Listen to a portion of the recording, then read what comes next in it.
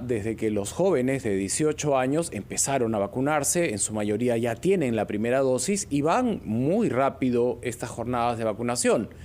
Las posibilidades de que ellos vuelvan a las aulas a recibir la educación convencional, que es insustituible, ¿cree que se van a dar en el corto plazo?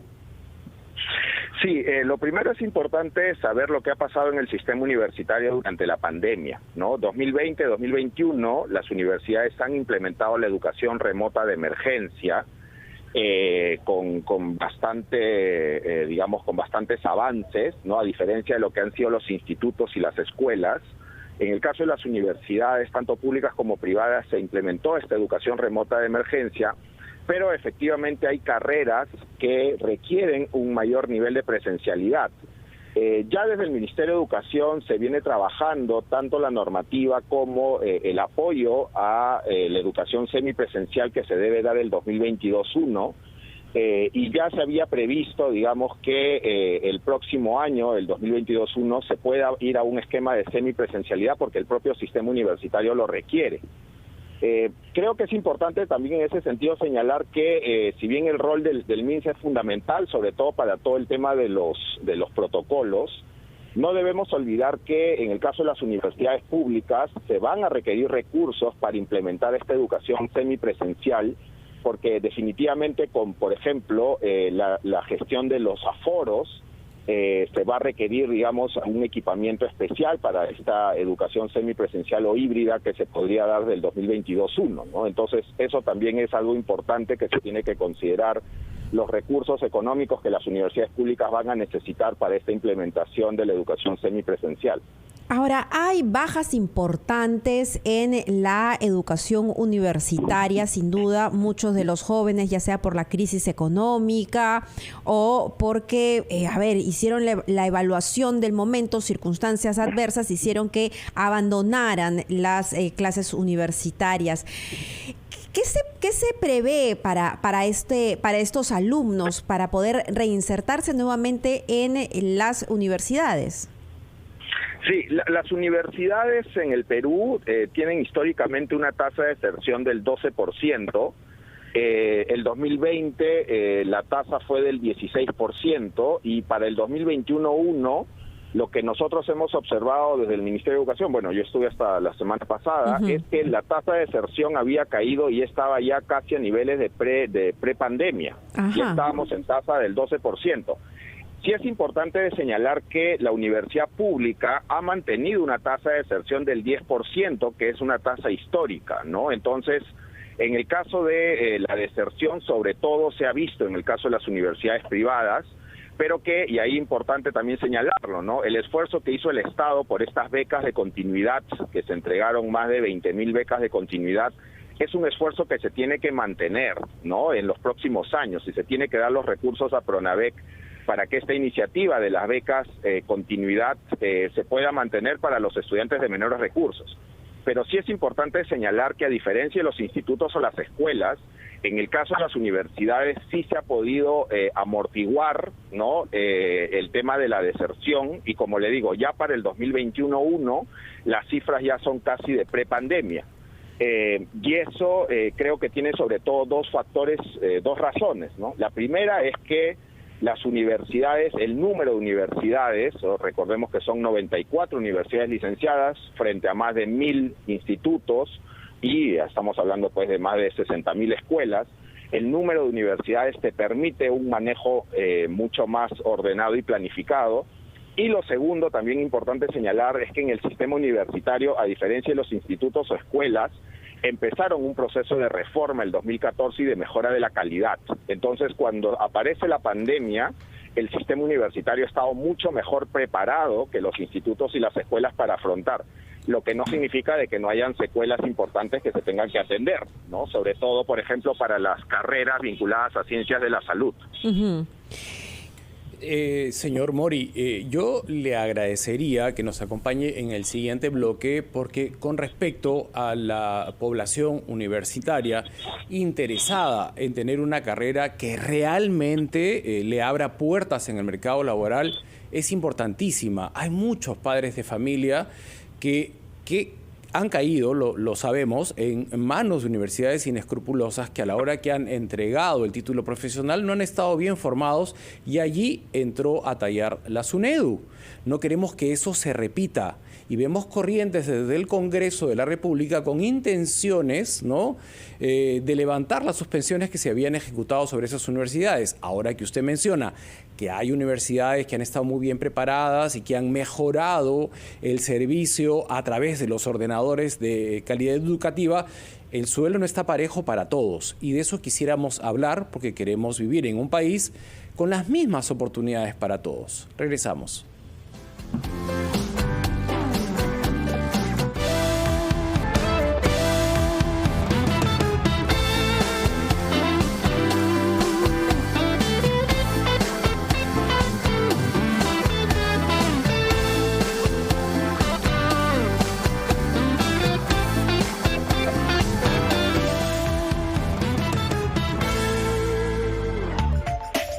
Retos de la educación en tiempos de pandemia. Mabel Huertas y Mauricio Fernandini, les agradecemos mucho su compañía en Encendidos. Retomamos nuestra conversación con un experto en políticas universitarias. Además, ha tenido un cargo en el Ministerio de Educación que lo vincula a vigilar y a tener una idea exacta de la calidad universitaria en nuestro país. Estamos con el señor Jorge Mori, a quien le expresamos obviamente nuestra satisfacción. ¿En qué sentido? Que si algunas universidades se han nivelado asombrosamente para tener clases remotas, pero nos preocupa que no todas hayan alcanzado el nivel de esas universidades. ¿Está el suelo parejo para todos los universitarios de nuestro país? Esa pregunta quedó pendiente antes de irnos a esta breve pausa y le agradecería contar con su respuesta, señor Mori. Sí, muchas gracias, Mauricio. Efectivamente, el proceso de licenciamiento de la SUNEDU haya permitido que 94 instituciones universitarias cumplan condiciones básicas de calidad. Eso ha sido fundamental para la implementación de la educación remota de emergencia en medio de esta pandemia, ¿no? Pero lo cierto también, Mauricio, es que las 51 universidades con licencia negada, muchas de ellas aún siguen funcionando, y siguen funcionando porque la SUNEDU no cierra universidades. Lo que hace la SUNEDU al denegar el licenciamiento es entrar en un proceso de cese que puede durar 5 años. Entonces, yendo a tu pregunta con respecto al Congreso, yo considero que en realidad el problema es real. Tú tienes más de 85,000 alumnos en estas universidades con licencia negada que están en una situación bastante vulnerable.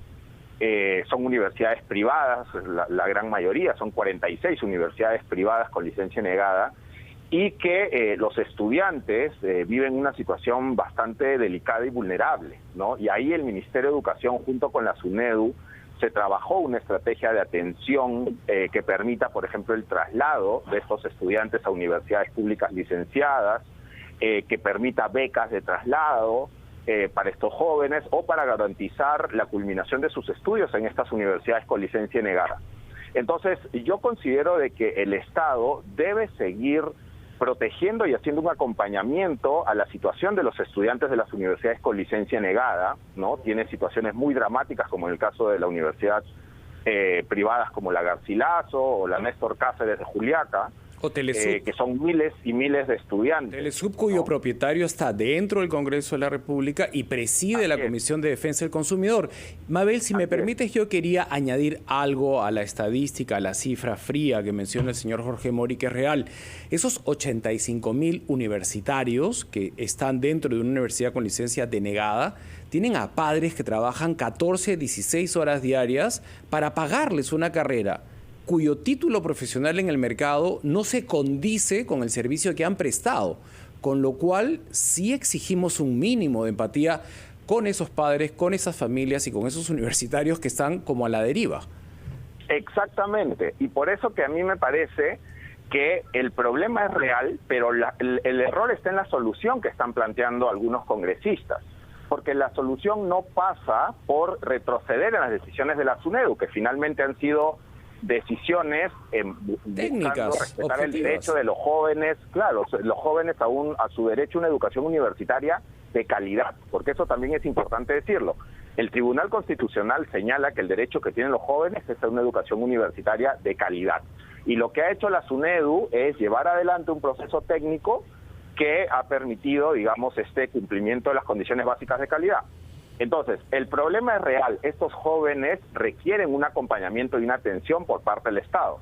Pero la solución no pasa por retroceder o debilitar a la SUNEDU, sino la solución pasa por hacer un adecuado acompañamiento a estos jóvenes, darles las posibilidades de traslado. Para eso también se tiene que dar financiamiento a las universidades públicas que puedan acoger a estos jóvenes que se quieran trasladar a universidades públicas. En este momento las universidades públicas han puesto 4.200 vacantes para traslado externo extraordinario en 16 regiones del país para justamente poder atender a estos jóvenes. Entonces, y este es un problema que lo vamos a mantener los próximos 3 años hasta que finalmente estas universidades cesen, ¿no? O se vuelvan a presentar al proceso de licenciamiento, que es otra ruta. Entonces, para responder concretamente tu pregunta, a mí me parece que no debemos olvidar el problema, pero la solución no pasa por debilitar a la SUNEDU, sino por el contrario, ¿no? Por reforzar las competencias y las capacidades de calidad de las universidades.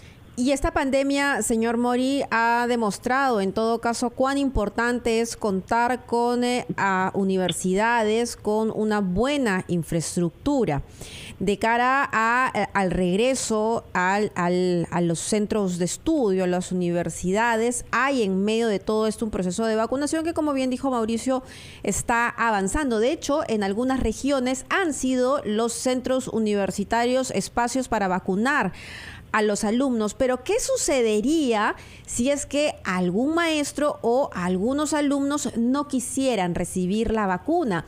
¿Debería ser una exigencia? Las cifras que teníamos hasta la semana pasada era que ya el 82% de docentes y administrativos del sistema universitario ya habían recibido las 2 dosis. Esa es información oficial. Se ha avanzado muchísimo. Yo sí considero que la vacunación debería ser un requisito para volver a las clases presenciales, obviamente tanto los estudiantes como los docentes, pero creo que aquí has tocado un punto muy importante, Mabel, y es que la vacunación es un requisito importante, pero no es el único. Las universidades van a tener que gestionar aforos y eso va a tener impacto en la modalidad de la educación que se brinde, ¿no? Entonces, la educación universitaria semipresencial, que es la que se ha planificado para el 2022-1, es una educación semipresencial que va a requerir equipamiento, va a requerir capacitación de competencias digitales de los docentes. Entonces, va a requerir muchos aspectos que también son igual de importantes que la vacunación, ¿no? Sin desconocer que la vacunación, desde mi punto de vista, sí debe ser un requisito para el 2022-1 ir hacia estos esquemas de semipresencialidad. Hay un tema antes de terminar, si me permite, con relación a los catedráticos que consideramos más sabios porque tienen más de 65 años y se les prohibiría el ingreso a dar cátedra por la edad de 65, cuando a todos nos consta que hay mentes brillantes, lúcidas, llenas de experiencia, dispuestas a compartir sus conocimientos con la población universitaria.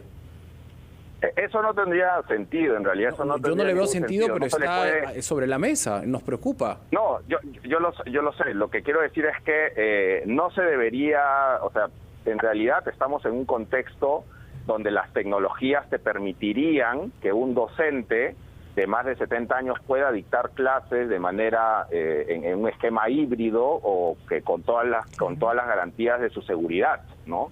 Entonces, en realidad, no es que se le deba prohibir, o desde mi punto de vista ya es como una opinión personal, yo creo que eso sería un gravísimo error, sino más bien lo que tenemos que darle son las condiciones tecnológicas para que este docente pueda seguir brindando las clases, porque como tú bien dices, no podemos perder este capital humano tan valioso que puede ser un docente de más de 65 años, ¿no? Eso sería un grave error. Una experiencia académica única y en la plenitud de su vida profesional, entre 65 y 70, ¿no? Por supuesto, ¿no? Y además estás en un contexto y eso es otro tema que se viene. A finales de noviembre se cumple el plazo para la adecuación docente a los requisitos de la ley universitaria. Eso va a ser también un problema bastante grave, porque hay miles de docentes que no han cumplido con tener los grados y títulos, y ese plazo se vence ahora en noviembre del 2021, como la maestría, y en ¿no? este sentido vas a tener que, quedarte sin docentes mayores de 65 años sería prácticamente paralizar el sistema, ¿no? Muy bien, señor Mori, muchísimas gracias por ayudarnos a analizar cuál es la situación actual de nuestra educación universitaria. Hay retos que se tienen que enfrentar y todo en beneficio de los alumnos. Muchísimas gracias. Gracias, señor Mori. Muchas gracias, buenos días. Son las 10 de la mañana con 28.